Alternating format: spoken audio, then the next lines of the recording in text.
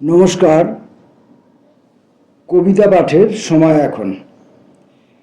পত্রিকা থেকে কবিতা পাঠ এই পর্বে এখন আমরা বেশ কিছু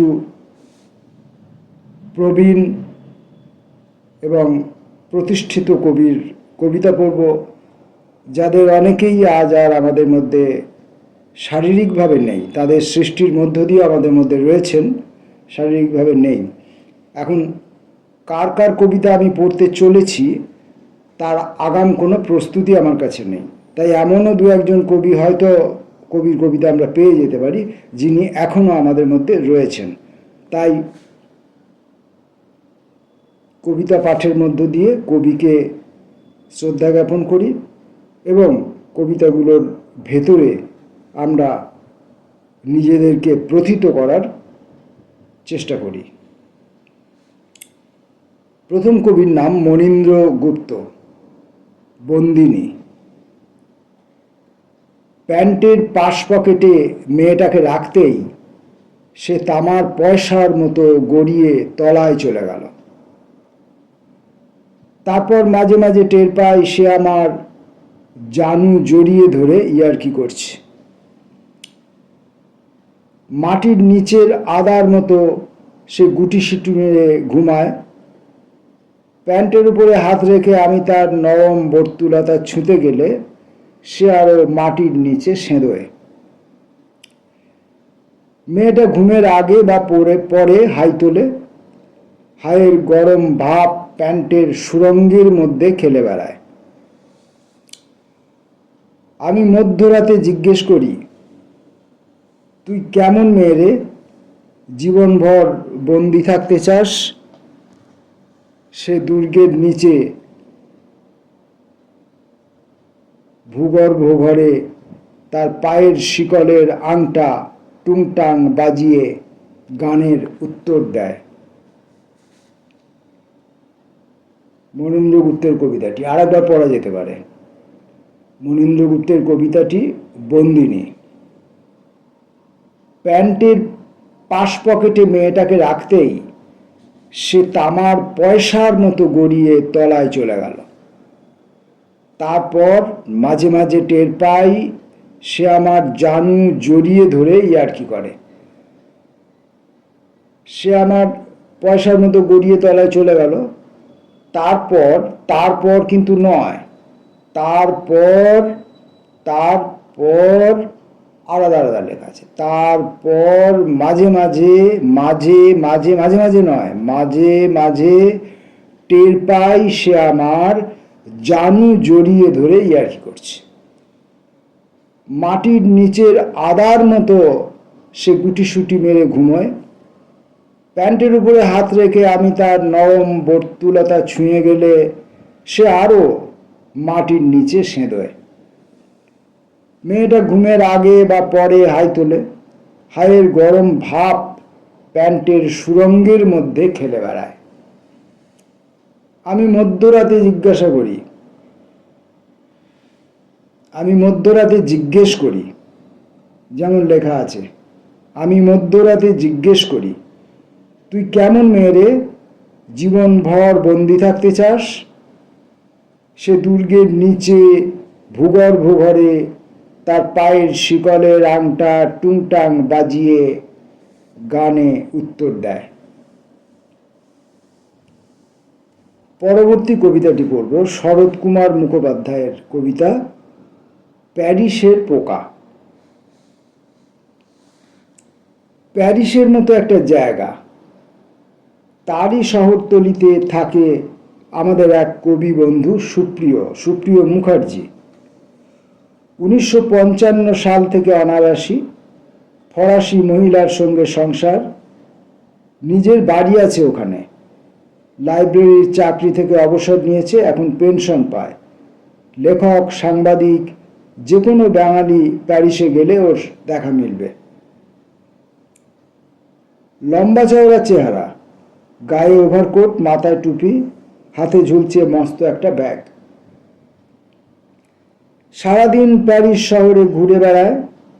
কলকাতা থেকে গেলে তাকে ঘুরিয়ে ঘুরিয়ে মিউজিয়াম দেখায়। সালদা আল মেট্রো স্টেশনে মিট করে ডিনার খাওয়ায়। প্রবাসী বাঙালিরা বছরে একবার কলকাতায় আসে, ও আসে না। ওর সঙ্গে সহযোগিতায় আমি চেয়েছিলাম আনাবাজ অনুবাদ করব, হয়নি। সুপ্রিয় বাংলা লিখতে ভুলে গেছে। আমি ওকে কিছু শব্দকোষ আর অভিধানও পাঠিয়েছিলাম। ও সর্বার্থে একজন ফরাসি নাগরিক, প্যারিসের পোকা, কি ভাগ্যবান। শুধু ওর বউ আর মেয়ে ওকে ভারতবাসী মনে করে লজ্জা পায়। একদিন ওর সঙ্গে ক্লদ রোয়ার কবিতা পাঠ শুনতে গিয়েছিলাম। হল ভর্তি শ্রোতা। দেখলাম স্থানীয় মহিলারা জড়িয়ে ধরে ওকে চুমো খাচ্ছে। ছবির প্রদর্শনীতে ওর আবারিত দ্বার। 13 বছর পর সুপ্রিয়কে মনে পড়ল। ও আবার বাংলা কবিতায় লিখুক, আমি চেয়েছিলাম। তার বদলে ও বাংলায় টেলিফোন করত, এখন আর করে না। এরপরে পড়ব সুনীল গঙ্গোপাধ্যায়ের কবিতা। 3টি কবিতা আছে। সুনীল গঙ্গোপাধ্যায়ের 3টি কবিতা। এই জন্মভূমি জন্ম কাহিনী। জানলায় ঠায় একলা মুখ আর কান্না ভরা চোখ, এ গৃহস্থ বাড়িতে একটা খোকা হোক। রোগাটে খুকিটা শুধু লাথি ঝাঁটা খেয়ে বেড়ে ওঠে, তার মা হতভাগিনী, গর্ভে শুধু মেয়ে ফুল ফোটে। অনেকেই আহা আহা, কেউ কেউ কপাল চাপড়ায়। একটি বালিকা জন্ম, নিষ্ঠুর নিয়তি আজও গ্রাম বাংলায়। আমি মাঝে মাঝে ভাবি, প্রসবের ঠিক আগে আমার জননী অত ব্যথা, তবু তার কোন আশায় কেঁপেছে ধমনী। নিজেকে জিজ্ঞেস করেছি মাকে এই সেদিন, বলো স্পষ্ট করে, কাকে চেয়েছিলে তুমি, খুকি না আমাকে, মনে পড়ে? আমি কি নির্বোধ? কোনো মা কি এই প্রশ্নে সত্যি বলে? হাসি কান্না, জীবনের কত স্রোত বয়ে যায় নানা কথার ছলে। ও হলুদ পাখিটাকে কে শেখালো ঘুরে ঘুরে রটাতে বাতাসে? গৃহস্থ বাড়িতে আর খুকি নয়, খোকা হোক এই চৈত্র মাসে। এই যে আমার এই জন্মভূমি, তা কতটা প্রিয় সত্যি বলছি। অর্ধেকটাই তিক্ত স্বাদ, বাকিটা অমিয়। সুনীল গঙ্গোপাধ্যায়ের 2য় কবিতা, জানলার কাছে ঠক ঠক শব্দ। জানলার কাছে ঠক ঠক শব্দ, একটা পাখি আমায় ডাকছে। সকাল 9:30টার আগে যে কোনো পাখির ডাকে সাড়া দিতে নেই, তা আমি কি জানি না? এখনো নিশ্চয়ই স্থলপদ্মের পাপড়ি লাল হয়নি।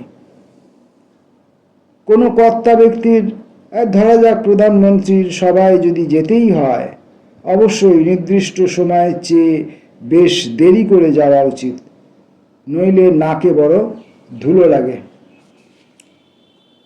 যে লোকটি মাটির দাওয়ায় বসে শুকনো লঙ্কা পোড়া দিয়ে এক কাশি পান্তা ভাত খাচ্ছে, তার পাশে গিয়ে বসা কঠোর শাস্তিযোগ্য অপরাধ। কেননা আমার খাবার টেবিলে কখনো তাকে আমার পাশে বসাইনি। একটা খুব গোপন খবর, মানুষ এখনো মানুষের মাংস খায়। রাস্তায় বেরুলেই সতর্কভাবে তাকাতে হয় এদিকে ওদিকে, চতুর্দিকে বিশাল বিশাল হাঁ। একমাত্র বাঁচার পথ, পথের ঠিক মাঝখানে গুটিসুটি মেরে শুয়ে থাকা। পাখিটা কি বলতে এসেছিল, তা শোনার চেয়ে না শোনাটা কত চমৎকার রহস্যময়। সুনীল গঙ্গোপাধ্যায়ের শেষ কবিতাটি, তবু আজ। আকাশে আগুন রাঙা মেঘ, তবু আজ ভালোবাসার দিন। বকুল গাছের একটা ডাল ভেঙে পড়েছে, তবু আজ ভালোবাসার দিন। আমি আমার আঙুলের সদ্য ফোসকায় ফুঁ দিচ্ছি, তবু আজ ভালোবাসার দিন। নদীর ধারে পাগল হাওয়ায় কত দীর্ঘ প্রতীক্ষা, তবু আজ ভালোবাসার দিন।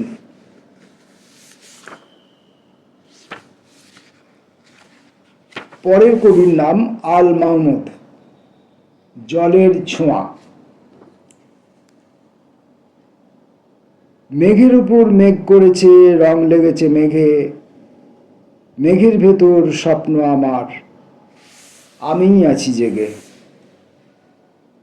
মেঘ নিয়ে সব খেলছে খেলা, বৃষ্টি ঝরার মাস, জলের ছোঁয়া পেয়েই বুঝি সবুজ হলো ঘাস। ইচ্ছে ছিল শয্যা বিছাই, গড়িয়ে পড়ি ঘাসে, এমন দিন কি আসবে আবার এমন বৈশাখ মাসে। আল মাহমুদের এই কবিতাটির রচনাকাল 2010-এর এপ্রিল মাসের 12 তারিখে, যা এখানে লেখা আছে 12/4/2010।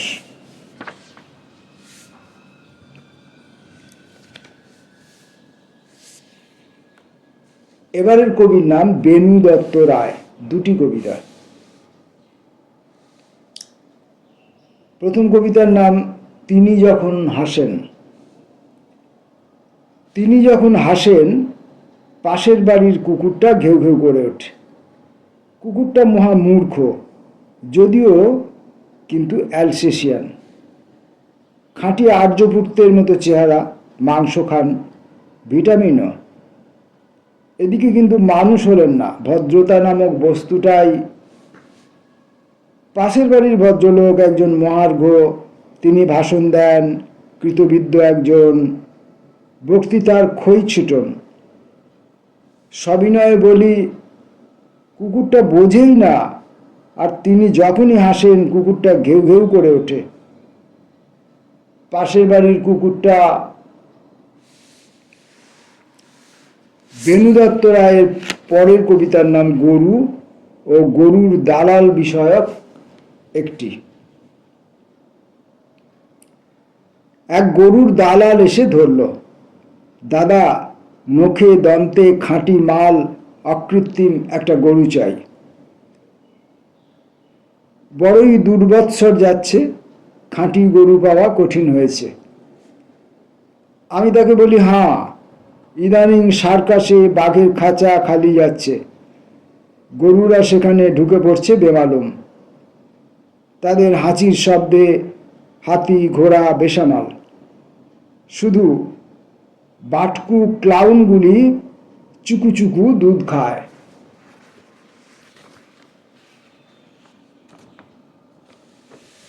আর একটি কবিতা পড়ব। কবির নাম দেবীপ্রসাদ বন্দ্যোপাধ্যায়, জুয়া। জুয়া বৈধ হলো, চুক্তিবদ্ধ সহবাস। আরে চেয়ে দেখো, চারে চারে ঘুডনি নাচ নেচে গুলজার করছে চিয়ার বালিকারা। ঘেরোয়া তফাতে বসে সাহেব শুভরা, কোনটা হাইলাইট করবে কোনটা ব্ল্যাক আউট বুঝতে পারে না মিডিয়া। সন্তর্পণে আসা যাওয়া পথে কতদিনের ভরদিনের নকশা খুলে যাচিয়ে দেখছিলাম, আজই তারা উঠে গেল বাল্ব খুলে নেওয়া গলির ঘুপচিতে। ছাড়া মুরগি ঝটপট করছে কোথায়, কানে আসে। আচমকা পা পড়ে গেছে কুকুর কুণ্ডলির মধ্যখানে। না, কিছু হয়নি, শুধু উল্টো পাল্টা খানিকটা। হাতের খসে যাওয়া নকশার কাগজখানা উবু হয়ে তুলছি। বিদ্যুৎ চমকের মতো দুরাগত ফাংশনের মাইক মনে হয় স্বচ্ছ হয়ে উঠল ঊর্ধ্ব থেকে গলিপথ অবধি অনন্ত। রাতে গা মিলিয়ে আছে কুকুর কুণ্ডলী, সারা নেই। নকশাটার মতো নির্বাক্য হয়ে যেতুম আমিও। ভাগ্যে ছেলেরা হই হই করে ফিরছিল এক কামড়। পর্দার সিক্রেটের ফুর্তি উগরাতে উগরাতে। নকশাটার মতো নির্বাক্য হয়ে যেতুম আমিও, ভাগ্যে ছেলেরা হৈ হৈ করে ফিরছিল এক কামড়, পর্দার ক্রিকেটের ফুর্তি উগরাতে উগরাতে। ছেলেরা হৈ হৈ করে ফিরছিল এক কামড়, ছেলেরা হৈ হৈ করে ফিরছিল এক কামড়, পর্দার ক্রিকেটের ফুর্তি উগরাতে উগরাতে। এরকমভাবে কবিতায় পাংচুয়েশন না থাকলে কবিতাকে পাঠক তার নিজের মতো করে সে যেমন করে করে স্বচ্ছন্দ পায়, যেমন করে সে তার অর্থ আবিষ্কার করতে পারে, যে তার যেমন করে তার বক্তব্যকে সে প্লেস করতে পারে। কবির বক্তব্যকেই তার বক্তব্য হতে হবে এমনটার কোনো মানে নেই।